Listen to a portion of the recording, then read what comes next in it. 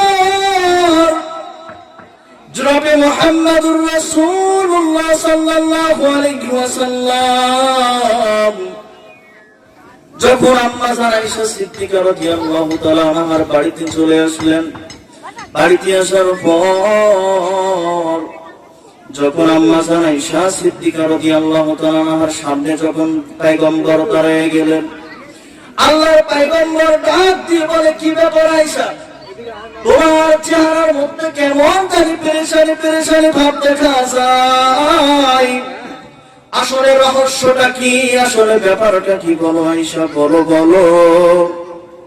আম্মা জান আয়েশা সিদ্দিকা রাদিয়াল্লাহু তাআলা আনহা ডাক দিয়ে বলে, হুজুর, ইয়া রাসূলুল্লাহ, ইয়া হাবিবাল্লাহ, বেদবি মাফ করবেন, আমি এখান থেকে আমি আপনার দৃশ্যগুলো দেখতেছিলাম, আপনার শরীরের মধ্য থেকে আসমান থেকে পানি পড়তেছে, আর এই পানি পড়ার কারণে আপনার শরীরগুলো ভিজে ভিজে জমিনের মধ্যে পানিগুলো টপকাইতে টপকাইতে পড়তেছে।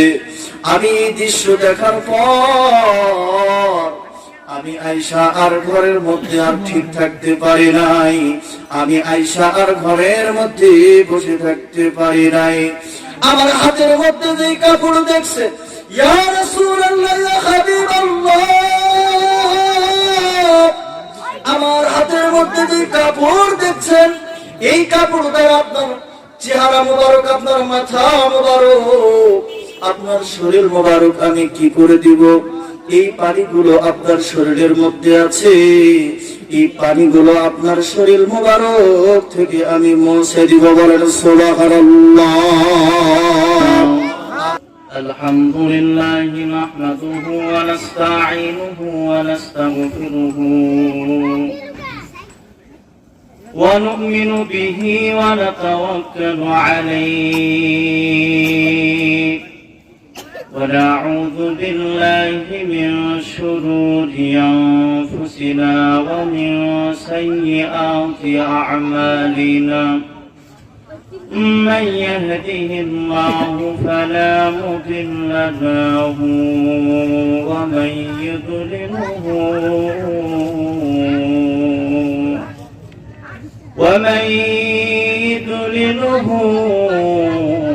فلا هادي له، ونشهد أن لا إله إلا الله وحده لا شريك له، وأشهد أن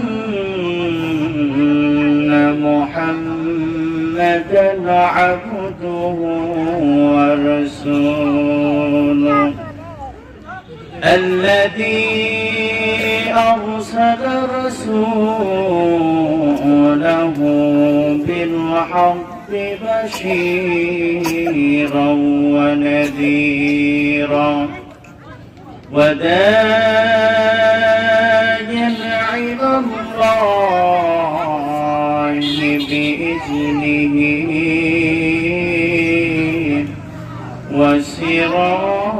وسراجا وقمرا منيرا. فقد قال الله تعالى وفي كلامه المجيد وفرقانه الحميد: أعوذ بالله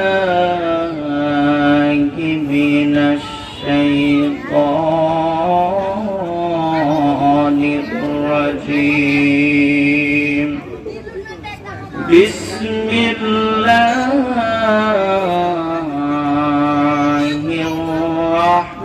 الرحمن الرحيم. يا أيها الذين آمنوا ادخلوا في السلم كافة ولا تتبعوا خطوات الشيطان إنه لكم عدو مبين.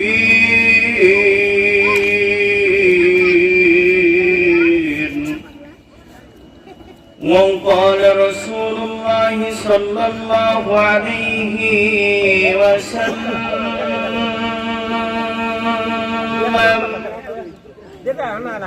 الدنيا سجن المؤمنين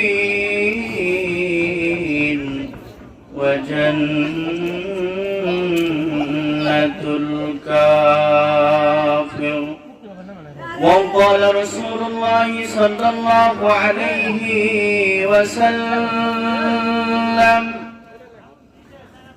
الدنيا مسرة الآخرة أو كما قال عليه الصلاة والسلام. আজ থেকে প্রায় ১৫,০০০ বছর পূর্বে এই পৃথিবীর বুকে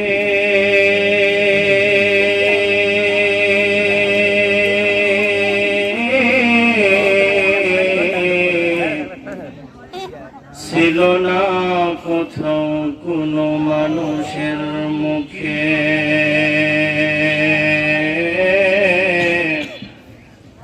আল্লাহ তাআলার নাম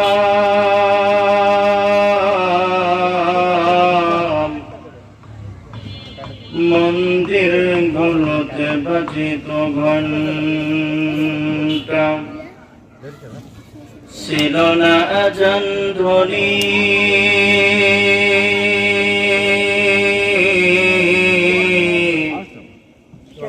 সে আধার জগতে এসেছিল ওহে সাধক রব্বানি মানুষের মাঝে মানুষ রূপে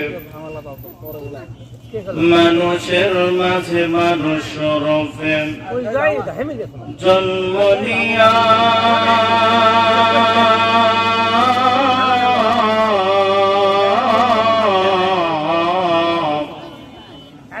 মানুষের মন করিল জয় ভালোবাসা দিয়া কুরআন দিয়া হাদিস দিয়া অন্ত্র দিয়া মন্ত্র দিয়া নয় খুনভার রাজালি তার সন্ত্রাসী তার বাড়ি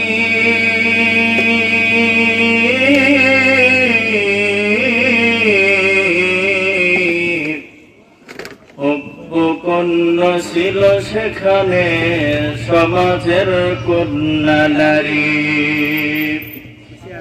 জীবিত কন্যা হলে তাহাদের ঘরে পুঁতিয়ে রাখিত তারা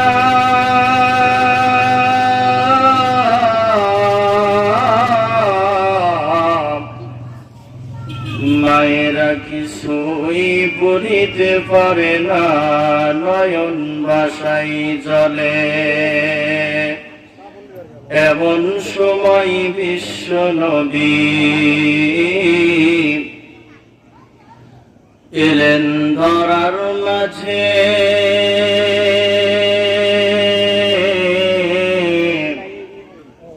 সকল বেদনা ভুলে গিয়ে মানুষ কালেমা পড়িল মুখে লা ইলাহা ইল্লাল্লাহ লা ইলাহা ইল্লাল্লাহ ও লা ইলাহা ইল্লাল্লাহ লা ইলাহা ইল্লাল্লাহ হ্যালো لا إله إلا الله لا মুহাম্মাদুর রাসূলুল্লাহ। সকলে জবান ছেড়ে দিয়ে বলছি সাল্লাল্লাহু আলাইহি ওয়াসাল্লাম। সাহাবায়ে কেরামদেরকে নিয়ে মরুভূমির মধ্যে রাসূল সাল্লাল্লাহু আলাইহি ওয়াসাল্লাম কথা বলছেন, মাশওয়ারা করছেন।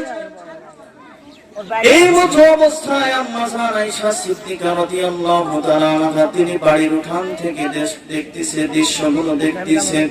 আসমান থেকে পানি পড়তে পড়তে পয়গম্বরের শরীরটা ভিজে যাইতেছে, আর পয়গম্বরের শরীর মোবারক থেকে, দাড়ি মোবারক থেকে পানিগুলো টপকাইতে টপকাইতে টপকাইতে জমিনের মধ্যে পড়তেছে। এই দৃশ্য আম্মা জান আয়েশা সিদ্দিকা রাদিয়াল্লাহু তাআলা আনহা বাড়ির উঠান থেকে দেখার পর তিনি পেরেশানের মধ্যে পড়ে গেল। হায় রে হায়, এই অবস্থাতেই যদি রাসূল সাল্লাল্লাহু আলাইহি ওয়াসাল্লামের যদি চেহারা মোবারক, মাথা মোবারক, শরীর মোবারক যদি কি হয় পানিতে যদি ভিজতে থাকে, আর এই অবস্থাতে যদি রাসূল যদি থাকে, তাহলে রাসূল অসুস্থ হয়ে পড়বে। আমি আয়েশা করছেন কানেও এই অসুস্থতার এই কষ্ট আমি সহ্য করতে পারবো না। আমার যুবক ভাইরা আমার, ও বাড়িতে থাকার পর্দার আড়ালের মা বোনেরা, দেখেন দেখেন আম্মা জান আয়েশা সিদ্দিকা রাদিয়াল্লাহু তাআলা আনহা তার স্বামীর প্রতি কি পরিমাণে ভক্ত ছিল। দেখেন দেখেন, আর বর্তমান সময়ে আমাদের জামানার মধ্যে তাকাইয়া দেখেন একজন স্ত্রী তার স্বামীর প্রতি কতটুকু হক আর কতটুকু দায়িত্ব একজন স্ত্রী পালন করে। আর আম্মা জান আয়েশা সিদ্দিকা রাদিয়াল্লাহু তাআলা আনহা তিনি কিরকম করে কি করছে, স্বামীর হকগুলো আদায় করছে। আমার ঢেকরার সম্মানিত যুবক ভাইরা আমার, ও মা ও বোন, একটু তেলের কানটা লাগাইয়া দিবেন। আসলে কি বোঝাইতে চাইতেছিলাম, একটু তেলের কানটা লাগাইয়া দিতে হবে রে বাবা। আম্মা জান আয়েশা সিদ্দিকা রাদিয়াল্লাহু তাআলা তিনি কি করলেন, বাড়ির মধ্যে চলে গেলেন এবং ঘরের মধ্য থেকে একখানা গামছা বলেন আর তোয়ালা বলেন আর কাপড় বলেন যেটাই হোক না কেন, এই কাপড়টা নিয়ে আম্মা জান আয়েশা সিদ্দিকা রাদিয়াল্লাহু তাআলা তিনি বাড়ির উঠানে, বাড়ির সামনে তিনি অপেক্ষা করছে। আল্লাহর রাসূল দেখতেছে সেখানে কি করছে, মরুভূমির মধ্যে বাসওয়ারা করছে। আসমান থেকে পানি পড়ে তার শরীর মোবারক গুলো ভিজে ভিজে জমিনের মধ্যে টপকাইতে টপকাইতে পানিগুলো পড়ে যায়। আম্মা জান আয়েশা সিদ্দিকা রাদিয়াল্লাহু তাআলা তিনি দীর্ঘক্ষণ ধরে কি করলেন, বাড়ির উঠানের মধ্যে দাঁড়িয়ে দাঁড়িয়ে দেখতেছে দৃশ্যগুলো। এই মতো অবস্থায় এক পর্যায়ে দেখা গেল রাসূল সাল্লাল্লাহু আলাইহি ওয়াসাল্লাম সেখান থেকে সাহাবায়ে কিরামদেরকে তাদের কাছ থেকে আল্লাহর নবী কি করলেন, আয়েশা আম্মা জান আয়েশা সিদ্দিকা রাদিয়াল্লাহু তাআলা আনহার বাড়ির দিকে চলে আসলেন। আম্মা জান আয়েশা সিদ্দিকা রাদিয়াল্লাহু তাআলা আনহা আল্লাহর পয়গম্বর যতই বাড়ির দিকে আম্মা জান আয়েশা সিদ্দিকা রাদিয়াল্লাহু তাআলা আনহার বাড়ির দিকে যতই অগ্রসর হয় রে বন্ধু, আম্মা জান আয়েশা সিদ্দিকা রাদিয়াল্লাহু তাআলা আনহা ততই ঘাবড়াইয়া যায়, ততই পেরেশানের মধ্যে পড়ে আর বলতে থাকে, হায় রে হায়, আল্লাহর পয়গম্বর তার চেহারা মোবারক গুলো টপকাইতে টপকাইতে চেহারা মোবারক থেকে পানি জমিনে পড়তেছে। আর এই পানিগুলো যদি আমার পয়গম্বর, আমার প্রাণের স্বামী, তার শরীরের মধ্যে যদি পানিগুলো বসে যায়, তাহলে তো আমার স্বামী কি হয়ে যাবে, অসুস্থ হয়ে পড়বে। আর আমি আয়েশা এই অসুস্থতা আর এই কষ্ট সহ্য করতে পারবো না। আল্লাহর পয়গম্বর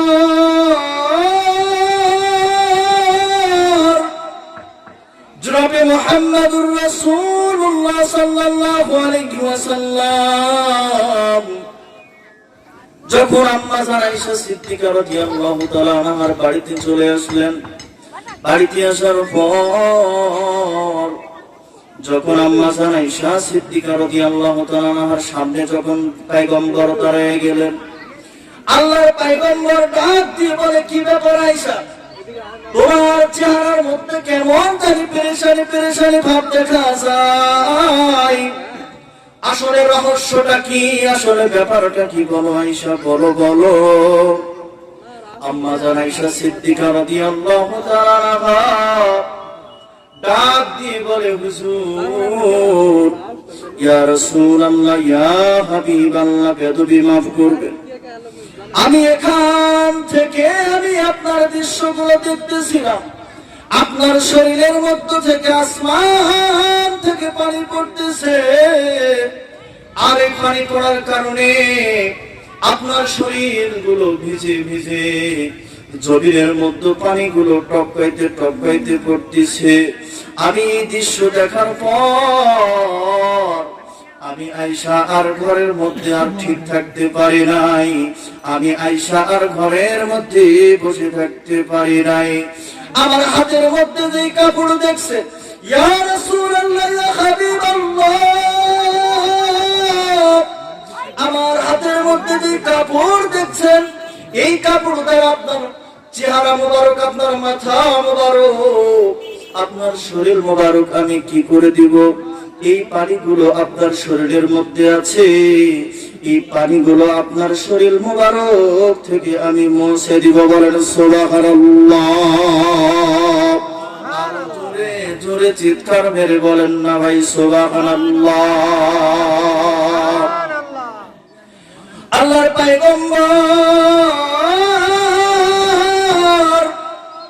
জনাবে মুহাম্মদুর রাসূলুল্লাহ সাল্লাল্লাহু আলাইহি ওয়াসাল্লাম ডাক দিয়ে বলেন, আয়েশা, এটা তো দুনিয়ার কোনো পানি নয়, এটা দুনিয়ার কোনো সাধারণ পানি নয়, এটা হলো আল্লাহ পাক রব্বুল আলামিনের রহমতের পানি। বলেন সুবহানাল্লাহ। আমার ভাইরা, আমার বন্ধুরা, তাহলে দেখেন দেখেন একজন স্ত্রী, ও মা ও বোন, দেখেন তার স্বামীর প্রতি কি পরিমাণে মহব্বত ছিল আর কি পরিমাণে ভালোবাসা ছিল। আল্লাহর রাসূল সেখানে দীর্ঘক্ষণ যাবৎ সাহাবায়ে কেরামের সঙ্গে কথা বলছেন। আল্লাহর রাসূল সাল্লাল্লাহু আলাইহি ওয়াসাল্লাম আয়েশার বাড়িতে আসতে কি হয়েছে, দেরি হয়েছে, তারপরেও সে অপেক্ষা করছে। আমার ভাইরা, আমার বন্ধুরা, আজকের এই কোরআনের মাহফিল, এই জান্নাতের বাগান, যারা এই জান্নাতের বাগানের মধ্যে বসবি, আল্লাহ পাক রব্বুল আলামিন, আল্লাহ পাক রব্বুল আলামিনের রহমত বর্ষণ হইতে থাকবে। সুবহানাল্লাহ। বাড়িতে আমার ভাইরা, আমার বন্ধুরা, শুধু কি তাই, শুধু এতটুকুতে ক্ষান্ত নয়, পয়গম্বর আরবি জনাবে মুহাম্মদুর রাসূলুল্লাহ সাল্লাল্লাহু আলাইহি ওয়াসাল্লাম বলেছেন, এই কোরআনের মাহফিল, এই কোরআনের মজমা, এই জান্নাতের বাগান, এই দুনিয়ার জান্নাতের বাগান যতক্ষণ থাকবে, যতক্ষণ পর্যন্ত কোরআন হাদিসের আলোচনা হবে, ততক্ষণ পর্যন্ত আল্লাহ পাক রব্বুল আলামিনের রহমতগুলো বর্ষণ হইতেই থাকবে। পয়গম্বর আরো বলেছেন, শুধু তাই ক্ষান্ত নয়, যতক্ষণ পর্যন্ত কোরআনের আলোচনা হবে, এই জান্নাতের বাগানের চতুর্পার্শ্বে হাজার হাজার লক্ষ লক্ষ ফেরেশতারা বেষ্টন করে ঘেরাও করে নিয়ে থাকবে। সুবহানাল্লাহ। আমার ভাইরা, আমার বন্ধুরা, শুধু কি তারা এই চারিদিকে কি শুধু ঘেরাও করে নিয়ে থাকবে? না না না, যখন কোরআনের আলোচনা যখন শেষ হয়ে যাবে, সমস্ত মানুষগুলো তারা বাড়ির দিকে রওনা দিয়ে দিবে। এই মতো অবস্থায় সমস্ত ফেরেশতাগুলো মালিকের দরবারে চলে যাবেন। মালিকের দরবারে যাবার পর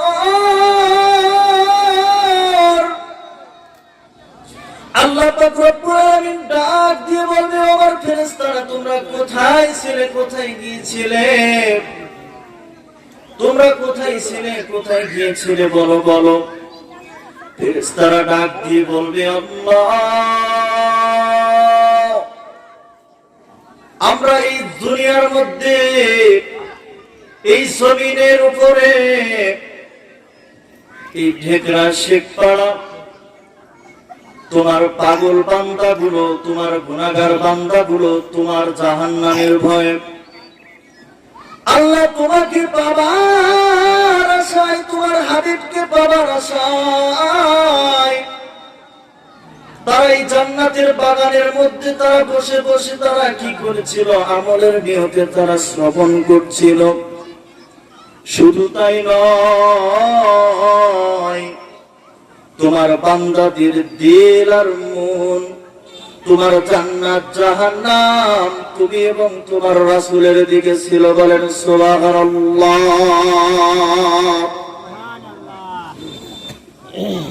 যখন ফেরেশতারা যখন আল্লাহ পাক রব্বুল আলামিনের কাছে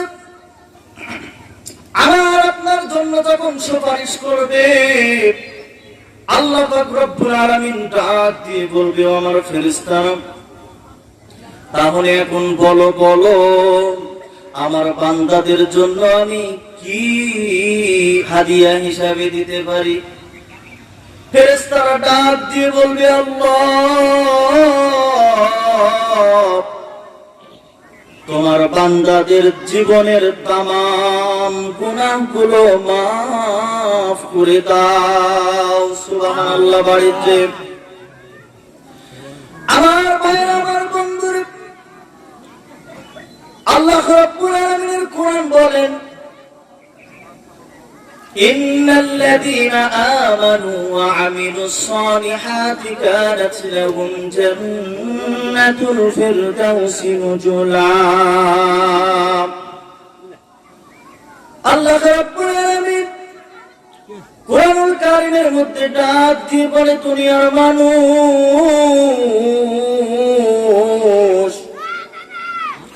আল্লাহ রাব্বুল আলামিন পয়গম্বরের মাধ্যমে দুনিয়ার মানুষদেরকে জানাইয়া দেয়, আল্লাহ রাব্বুল আলামিন বলেন, যারা ঈমান আনে এবং ঈমান এনেছে এবং সৎকর্ম করেছে, আমি আল্লাহ তাদেরকে জান্নাতুল ফিরদাউস দান করিব।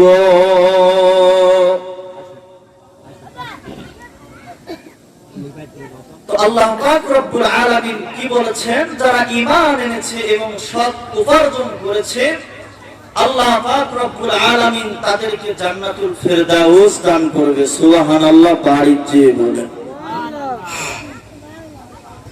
আবার কোথাও বলেছেন জান্নাতুল নাঈম দান করবে, আবার কোথাও বলেছেন জান্নাতুল মাওয়া দান করবে। সুবহানাল্লাহ।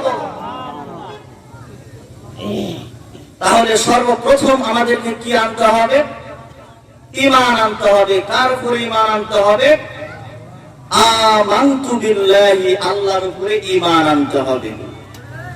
আল্লাহ পাক রব্বুল আলামিন তার প্রিয় হাবিব জনাবে মুহাম্মদুর রাসূলুল্লাহ সাল্লাল্লাহু আলাইহি ওয়াসাল্লাম বলেছেন, তোমরা কি করো?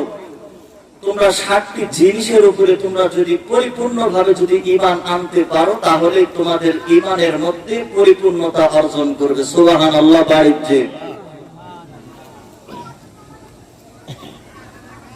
পয়গম্বর আরবি কি বলেছেন? তোমাদেরকে 7টি, তোমরা যদি 7টি কোন ঈমানদার কোন মুমিন বান্দা যদি 7টি জিনিসের উপরে যদি ঈমান আনতে পারে, তারা কি হবে?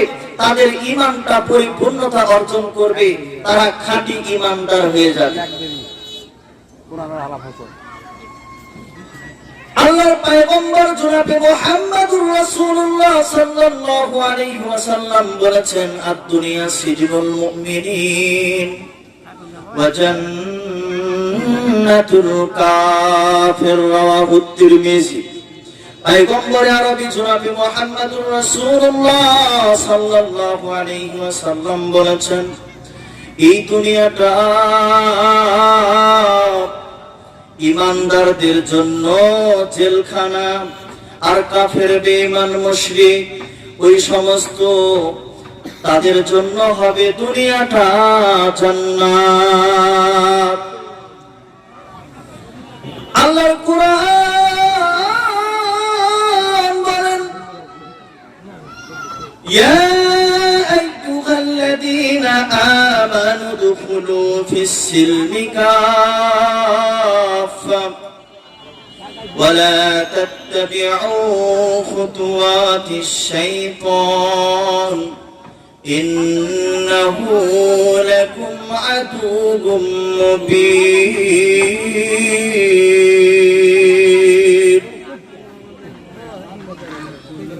আল্লাহ রাব্বুল আলামিন ডাক দিয়ে বলে, পয়গম্বর তোমার উম্মতকে জানাইয়া দাও তারা যেন পরিপূর্ণ ইসলামের মধ্যে দাখিল হয়। কার মধ্যে দাখিল হওয়ার কথা বলেছেন? তোমার উম্মতকে জানাইয়া দাও তারা যেন পরিপূর্ণ, যেন তারা ইসলামের মধ্যে ঢুকে পড়ে। কেন কেন কেন? কারণ হইতেছে তাদের জন্য একজন প্রকাশ্য শত্রু রয়েছে। কথা বলেন, আছে না নাই? আল্লাহ রাব্বুল আলামিন ডাক দিয়ে বলে, পয়গম্বর তোমার উম্মতদেরকে জানাইয়া দাও তারা যেন পরিপূর্ণ, যেন ইসলামের মধ্যে ঢুকে পড়ে। কারণ হলো তাদের জন্য, তোমাদের জন্য একটা প্রকাশ্য শত্রু আছে, সেই শত্রুর নাম হলো ইবলিস। কথা বলেন ঠিক কি না? আমার ভাইরা, আমার বন্ধুরে, ছোট্ট একটা ওয়াকিয়া না বললে ব্যাপারটা ক্লিয়ার হবে না। আমার ভাইরা, আমার বন্ধুরে,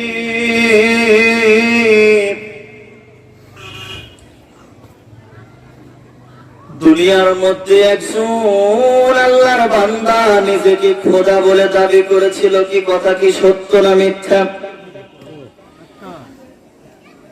এই মিস্টার ফেরাউন,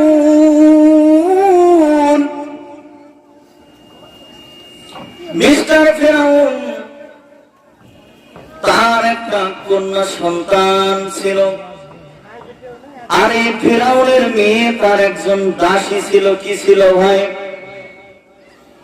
ফেরাউনের মেয়ের দাসী। তার কাজটা ছিল তার মেয়ের মাথার চুল আশ্রাইয়া দেওয়া। কি আশ্রাইয়া দেওয়া? এই ফেরাউনের মেয়ে, তার দাসীর একটাই কাজ ছিল ফেরাউনের মেয়ের মাথার চুলগুলো আশ্রাইয়া দেওয়া। এই দাসী একদিন মাথার চুল, ফেরাউনের মেয়ের মাথার চুলগুলো কি করে দিতেছে? আশ্রাইয়া দিতেছে। একটু জিকির করেন, লা ইলাহা লা ইলাহা লা ইলাহা ইল্লাল্লাহ লা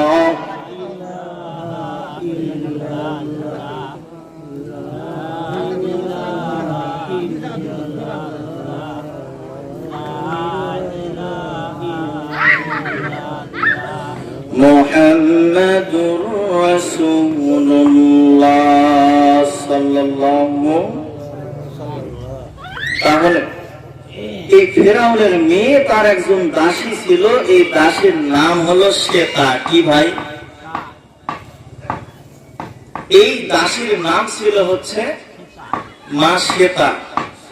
এই শ্বেতাটা হইতেছে ফেরাউনের মেয়ের কি দাসী। তার একটাই কাজ ছিল ফেরাউনের মেয়েকে কি সাজায় গুছায়া দেওয়া। এক কথায় বলা যেতে পারে ফেরাউনের মেয়ের রূপ চর্চার কাজে তাকে ব্যবহার করা হচ্ছিল। এই সেটার কাজ ছিল মাথার চুলগুলো আশ্রয় দেওয়া এবং তার সাজগোজের জন্য যা কিছু প্রয়োজন এই সাজায় গোছায় দেওয়াটা এর কাজ ছিল। একটু খেয়াল করুন। আর সম্মানিত ভাইয়া আমার, ফেরাউনের মেয়ের দাসী মা সেটা, তার কাজ হলো ফেরাউনের মেয়েকে কি করে দেওয়া, সাজায় গোছাইয়া দেওয়া, ফেরাউনের মেয়ের মাথার চুলগুলো আশ্রয়া আশ্রয়া দেওয়া, এটাই হলো এই দাসীর কাজ ছিল। একদিন হঠাৎ করে ফেরাউনের মেয়ের দাসী তার হাতের মধ্য থেকে কি হলো, এই চিরুনিটা আস্তে করে জমিনের মধ্যে যখন পড়ে গেল, আর এই দাসী তখন একটা কথা বলে উঠলো, যা আমাদের মুসলমানদের মধ্যে যখন একজন আল্লাহর বান্দা যখন দুনিয়ার জমিন থেকে যখন বিদায় নেয়, তখন যে কথাটা বলা হয়, ইন্না লিল্লাহি ওয়া ইন্না ইলাইহি রাজিউন। কথা বলেন ঠিক কি না? আর সম্মানিত ভাইরা, এই ফেরাউনের মেয়ে তার দাসী যখন কি করেছিল, এই মেয়ের যখন চুলগুলো যখন আশ্রয়া আশ্রয়া দিতেছিলেন, এই মতো অবস্থায় যখন হাত থেকে যখন চিরুনিটা যখন জমিনের মধ্যে পড়ে গেছে, তখন এই মা সেটা ফেরাউনের মেয়ের এই দাসীটা তখন কি বলেছে, ইন্না লিল্লাহি ওয়া ইন্না ইলাইহি রাজিউন। যখন এই কথাটা ফেরাউনের মেয়ের দাসী যখন বলেছিল, ফেরাউনের মেয়ে ডাক দিয়ে বলছে, কি ব্যাপার, আসলে ব্যাপারটা তো আমি বুঝলাম না, আসলে ডাল মে কুছ কারা হ্যায়, কি ব্যাপার, ঘটনা তো আমি তো বুঝলাম না, কি ব্যাপার, কি হয়েছে, কি হয়েছে। আমার সম্মানিত ভাই আমার, একটু দিলের কানটা লাগাইয়া দিবেন, দেখেন আসলে কি বুঝাইতে চাইতেছি, কি বলতেছি ভাইজান। এই ফেরাউনের মেয়ের দাসী যখন কি করেছিলেন, মাথা যখন আশ্রয়া আশ্রয়া দিতেছিলেন, এমতো অবস্থায় হাতের মধ্য থেকে চিরুনিটা যখন জমিনের মধ্যে যখন পড়ে গেল, মেয়েটি বলে উঠলো, ইন্না লিল্লাহি ওয়া ইন্না ইলাইহি রাজিউন। ফেরাউনের মেয়ে তার মেজাজটা গরম হয়ে গেল, এই সেটা তুমি কি ইন্না লিল্লাহ বলো, কি বলো, কি বলো, এই দুনিয়ার মধ্যে তো আমার বাবাই হলো খোদা, তুমি কি আমার বাবাকে তুমি কি খোদা বলে মানো না? ফেরাউনের মেয়ের দাসী ডাক দিয়ে বলছে, ব্যাপার তো কি হয়ে গেল, ডাল মে কুছ কারা হ্যায়, আমার গোপন রহস্য ঈমান আনার কথা তো সে বুঝে ফেলেছে, এখন আর আমি আর গোপন রাখবো না। মা সেটা ডাক দিয়ে বলল, না, আমি তোমার বাবাকে খোদা বলে মানি না। ফেরাউনের মেয়ে তার মেজাজটা গরম হয়ে গেল, ডাক দিয়ে বলে, সেটা তুই যদি আমার কথা যদি না শুনিস আর আমার বাবাকে যদি খোদা বলে না মানিস, তাহলে এক নম্বর কথা হলো তোর চাকরি থাকবে না, কি থাকবে না। আমাদের সমাজের মধ্যে এমন কথা বলে না, বলে না। আমার সম্মানিত ভাইরা, এই ফেরাউনের মেয়ে যখন এই কথা বলেছে, তুমি যদি কি করো, আমার বাবার উপরে যদি ঈমান যদি না আনো, তাহলে কিন্তু তোমার কি থাকবে না, চাকরি কিন্তু থাকবে না। এবার মা সেটা ডাক দিয়ে বলে, ও বোন, আমার যদি চাকরি যদি না থাকে আমার কোনো আফসোস নাই, বলেন সুবহানাল্লাহ। ফেরাউনের মেয়ে ডাক দিয়ে বলে, আমি যদি তোমাকে চাকরি থেকে যদি বরখাস্ত করে দিই, তাহলে তুমি কি করবা, কোথায় যাবে, কি খাবে? এই দাসী ডাক দিয়ে বলে, ওই টেনশন তো আমার ঘরে নাই, আমি যে মালিকের উপর ঈমান এনেছি, যে মালিকের প্রতি আমি ঈমান এনেছি, যে মালিক বলেছে, ইয়া আইয়ুহাল্লাযীনা আমানু দুখুলু ফিস সিলমি কাফা ولا تتبعوا خطوات الشيطان إنه لكم عدو مبين আমি যে মালিকের প্রতি ঈমান এনেছি, আমার কোনো টেনশন নাই, আমার কোনো পেরেশানি নাই। আমি যে মালিকের উপরে ঈমান এনেছি, সেই মালিকের টেনশন, ওই মালিক আমাকে কি খাওয়াবে না খাওয়াবে সেটা তার ব্যাপার। আমি ঈমান এনেছি, খাবারের টেনশন আমার নাই। খাওয়ানোর মালিক হলো আল্লাহ, দুনিয়ার কোনো মানুষ নয়। কথা বলেন ঠিক কি না? আমার যুবক ভাইরা আমার, ফেরাউনের মেয়ে ডাক দিয়ে বলে, ঠিক আছে ঠিক আছে, সেটা তুই আমার কথা শুনবি না, আমার বাবাকে তুই খোদা বলে মানবি না।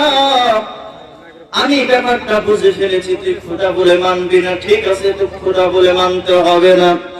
দেখ তোকে আমি কি না মজা দেখাই, আমার বাবাকে বলে দিব। ও বোন, যাও যাও যাও, তোমার বাবাকে গিয়ে বলো আমার কোনো আপত্তি নাই। বলেন সুবহানাল্লাহ। এবার ফেরাউনের মেয়ে ফেরাউনকে ডাক দিয়ে বলে, বাবা ব্যাপারটা খুব একটা ভালো দেখছি না, কেন কি হয়েছে রে মা বল। ফেরাউনের মেয়ে ডাক দিয়ে বলে, বাবা আমার যে দাসী আছে, এই দাসী কিন্তু তোমাকে খোদা বলে মানে না। সে তোমাকে খোদা বলে করছেন কালেও সে মানে না। ও বাবা ব্যাপার কিন্তু ভালো দেখতেছি না। ফেরাউন এবার মা সেটাকে ডাকছে, ডাকার পরে বলে, হে সেটা ব্যাপারটা কি একটু খুলে বল। সেটা ডাক দিয়ে বলে, হ্যাঁ হ্যাঁ, আমি আপনাকে খোদা বলে করছেন কালেও মানতে পারবো না। আমি যাকে খোদা হিসাবে মানি তিনি বলেন আমার আল্লাহ। ভয় নাই ওরে কোনো ভয় নাই, আল্লাহ যদি থাকে সহায়। তেল গন্ধর পাত পাই দিয়ে যায়, খোদার প্রেমে যারা জীবন বিলায়। ভয় নাই ওরে কোনো ভয় নাই, ভয় নাই ওরে কোনো ভয় নাই। কথা বলেন ঠিক কিনা? ফেরাউনের মেয়ে ডাক দিয়ে বলে, বাবা এই সেটার একটা উচিত একটা বিচার করতে হবে, ফায়সালা করতে হবে। কেননা তাকে যদি তার যদি একটা উত্তম বিচার যদি না হয়, তাকে যদি উচিত শিক্ষা যদি একটা না দেওয়া হয়, তাহলে এই মাসে তার কারণে এই জমিনের মধ্যে আরো অনেকেই তোমাকে খোদা বলে মানবে না। আমার ভাইয়ের, আমার বন্ধুর, অনেক লম্বা ঘটনা, লম্বা নয়। এবার ফেরাউন ডাক দিয়ে বলে, সেটা তুই ইমান ছাড়বি কি ছাড়বি না, আমাকে খোদা বলে মানবি কি মানবি না।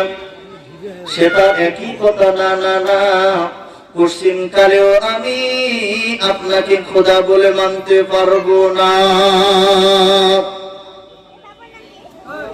ফেরাউন আল্লাহকে ডাক দিয়ে বলে,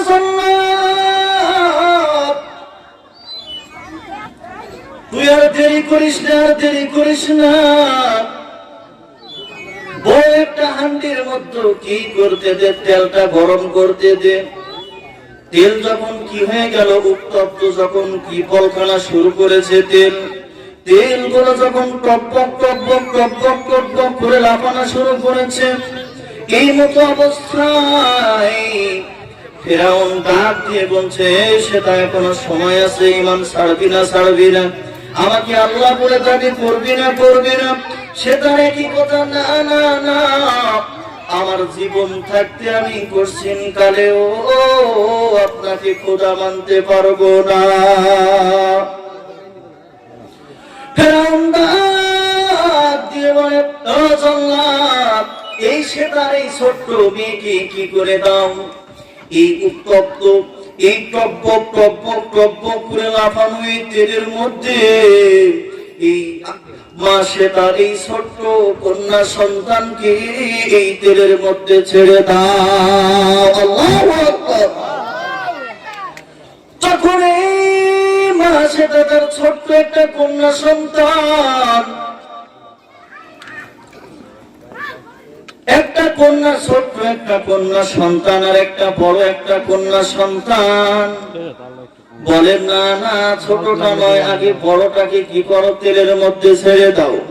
এখন যখন ওই সর্দারকে যখন কি করে, এই ফুটান্ত তেলের মধ্যে যখন ছেড়ে দেয়, মাসে তার কলিজাটা ফেটে যায়, কান্নায় বুকটা ভেঙে যায় রে বাবা। এই মতো অবস্থা আবার ফেরাউন ডাক দিয়ে বলে, সেটা এখনো সময় আছে, এখনো সময় আছে, তুই কি আমার উপরে আমাকে খোদা বলে মানবি নাকি বল? আর যদি আমাকে খোদা বলে না মানিস, তাহলে তোর কুলের মধ্যে ছোট্ট মাসুম বাচ্চা, এই বাচ্চাকেও কিন্তু এই তেলের মধ্যে ছেড়ে দিয়া দুনিয়ার জমিন থেকে বিদায় করে দিব। এই মতো অবস্থায় মা সেটা করুন একটা পরীক্ষার মধ্যে পড়ে গেল। হাই রে হাই, আমার চোখের সামনে আমার বড় সন্তানকে কি করা হলো? এই ফুটান্ত তেলের মধ্যে ছেড়ে দিয়ে দুনিয়ার জমিন থেকে বিদায় করে দেওয়া হলো।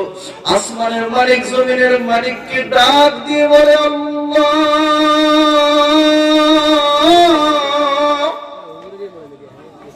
এত বড় পরীক্ষার মধ্যে আমাকে ফেলো না মাওলা, আমি এই পরীক্ষায় উত্তীর্ণ হতে পারবো না। একবার ছোট্ট কন্যা সন্তানের দিকে তাকাই, একবার ফেরাউনের দিকে তাকাই, একবার আসমানের মালিকের দিকে তাকাই।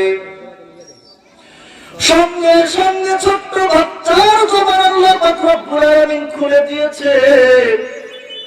ছোট্ট মাসুম বাচ্চা ডাক দিয়ে বলে, মা, কখনো না তুমি এই ভুল করবা না। আমি সন্তান, আমার জন্য তোমার ঈমান নামের দৌলতটা তুমি হাসিল করেছো। এই ঈমান নামের দৌলতটা কিন্তু ছাড়া যাবে না মা, ছাড়া যাবে না। ঈমান নামের দৌলতটা কিন্তু ছাড়া যাবে না। এবার মা সেটা ডাক দিয়ে বলে, ও ফেরাউন, আমি তোকে খোদা বলে মানতে পারবো না।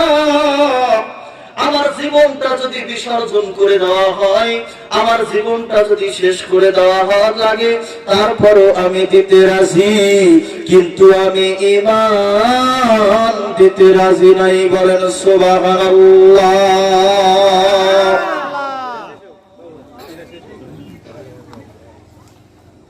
লাস্ট পর্যায়ে ছোট্ট মাসুম বাচ্চাকে তেলের মধ্যে ছেড়ে দেওয়া হলো। এরপরে মা সেতার পালা যখন চলে এসেছে, মা সেতাকে আবার ডাক দিয়ে বলে, কি করবি তুই? যদি ঈমান না ছেড়ে দিয়ে আমাকে খোদা বলে যতক্ষণ যদি না দাবি করিস আর না মানিস, তোকেও কিন্তু জীবিত রাখবো না। এবার মা সেতা ডাক দিয়ে বলে, ওরে বেঈমান, আমার বড় সন্তানকে তুই দুনিয়ার জমিন থেকে বিদায় করে দিয়েছিস। আমার আদরের কলিজার টুকরা ছোট্ট আমার মাসুম বাচ্চা, এই সন্তানকেও দুনিয়ার জমিন থেকে তুই বিদায় করে দিয়েছিস। এখন যদি আমার জীবনটাও যদি নিয়ে নিস, আমার কোনো আপত্তি নাই, তারপরেও তোকে খোদা হিসাবে মানতে পারবো না। আমার ভাইরা, আমার বন্ধুরে, এই মতো অবস্থায় ফেরাউন ডাক দিয়ে বলে, সেটা তোর সময় শেষ। এখন যদি তোর কোনো একটা আশা আকাঙ্ক্ষা থাকে, তাহলে মৃত্যুর আগে তুই বলে দে। এবার যখন মা সেটা এই শ্বেতাকে যখন এই প্রশ্ন করা হয়েছে, শ্বেতা বলেছে, আপনার কাছে আমার একটাই অনুরোধ থাকবে, আমার বড় সন্তানকেও তেলের মধ্যে দিয়ে ছেড়ে দিয়ে দুনিয়ার জমিন থেকে বিদায় দিয়েছ, আমার ছোট সন্তানকেও জমিনের বুক থেকে বিদায় করে দিয়েছ, আমাকেও জমিনের বুক থেকে বিদায় করে দিবে রে বেঈমান। কিন্তু তোমার কাছে আমার একটাই অনুরোধ আর আপত্তি থাকবে। এই অনুরোধটা হইতেছে, আমাদের এই 3 মা সন্তানের যে হাড্ডিগুলো এই তেলের মধ্যে থাকবে, এই তেলের মধ্যে থেকে হাড্ডিগুলো একত্রিত করে এক জায়গার মধ্যে করে এই জমিনের মধ্যে কোন এক জায়গার মধ্যে গর্ত করে আমাদের মা সন্তান আমাদের 3 জনের হাড্ডিগুলো এক জায়গার মধ্যে রেখে দিবে। আমার ভাইয়ের, আমার বন্ধুরা, অনেক লম্বা ঘটনা, লম্বার নয়। কোন একদিন পয়গম্বর আরবি জনাবে মুহাম্মদুর রাসূলুল্লাহ সাল্লাল্লাহু আলাইহি ওয়াসাল্লাম সেই পথ ধরে যাচ্ছিলেন। সেখান থেকে প্রায় অনেক দূর এই হাড্ডিগুলো একত্রিত করা আছে। বাবা, পয়গম্বরে আরবি ডাক দিয়ে এলাকার লোকজনদেরকে বলতেছে, কি ব্যাপার? আমি এখান থেকে জান্নাতের সুঘ্রাণ পাইতেছি। সুবহানাল্লাহ। আমি এখান থেকে কেমন জানি জান্নাতের সুঘ্রাণ পাইতেছি। আসলে ঘটনাটা কি, ব্যাপারটা কি বলেন? সমস্ত লোকজন ডাক দিয়ে বলে, ইয়া রাসূলুল্লাহ, ইয়া হাবিবাল্লাহ, একজন ব্যক্তি ফেরাউনকে খোদা বলে দাবি না করার কারণে তাদের মা সন্তান 3 জনকেই এই ফুটান্ত তেলের মধ্যে ছেড়ে দিয়ে জমিনের বুক থেকে বিদায় করে দেওয়া হয়েছে।